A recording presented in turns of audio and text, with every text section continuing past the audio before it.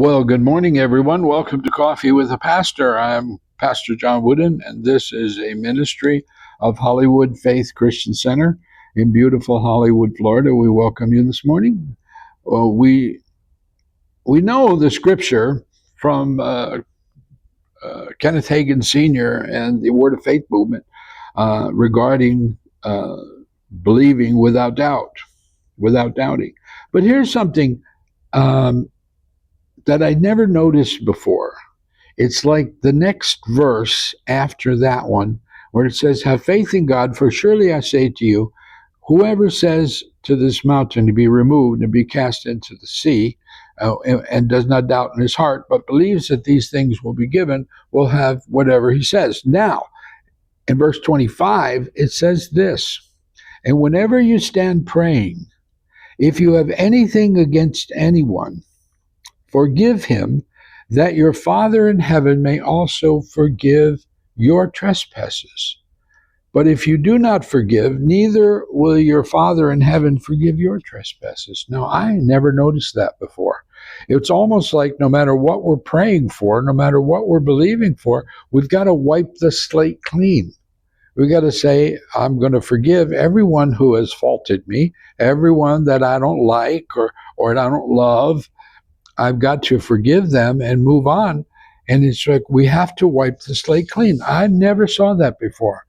And it's like, it's almost like our words are muted from screaming at the Lord to heal us or to whatever we're praying for. It's almost like we're put on mute, and he can't hear us. In Luke chapter 6, it says, "Judge not, lest you shall be judged. You shall not be judged. Condemn not, and you shall not be condemned. Forgive, and you will be forgiven. Give, and it will be given to you. Good measure, pressed down, shaken together, and running over will be put into your bosom. For with the same measure that you use, it will be measured back to you." Well, today, if you get a bag of potato chips, it's sold by weight, not by volume. So when you open the bag, half the bag is air and the other half's got potato chips in it. Well, but in those days, a good measure was pressed down, shaken to make sure you got all the air out of it, and it was running over, because you would pick up your apron and it would be the measure and they would fill it to overflowing. And that's what he wants for us, is this overflow. It's not optional. But I'm justified in my unforgiveness. Jesus would never accept that. He's going to ask the question, did you go to the cross? I went to the cross. I sacrificed for you. So you have to sacrifice for them.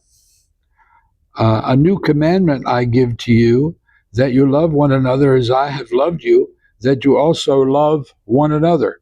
By this all will know that you are my disciples, if you have love for one another. It's easy to love people who love you and who like you and hug you, and you do all this stuff at church, all that church stuff. But what about the guy who doesn't love you? What about the one you don't love? What about the one that's a little bit prickly or a little bit distant? And when everybody's hugging each other, he just kind of shies away. That's the one we're supposed to love. That's the one that he wants us to love. I give you a new commandment, not a suggestion, not this is a good idea. This is the 11th commandment. A new commandment I give to you, you have love for one another. It's not a suggestion. It's a commandment. If someone says, I love God, and hates his brother, he is a liar. For he who does not love his brother whom he has seen, how can he love God whom he has not seen? And this commandment we have from him, that he who loves God must love his brother also.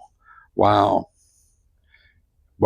That just blows my mind, that we have to love God. And we can't say that we obey our pastor. If we can't obey a pastor on earth, we can't say we're obeying God either.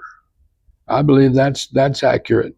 So we really have to get back on track, because this is the love, that supernatural love that Jesus wanted us, and that's why he went to the cross for us. God bless you guys. See you again next time.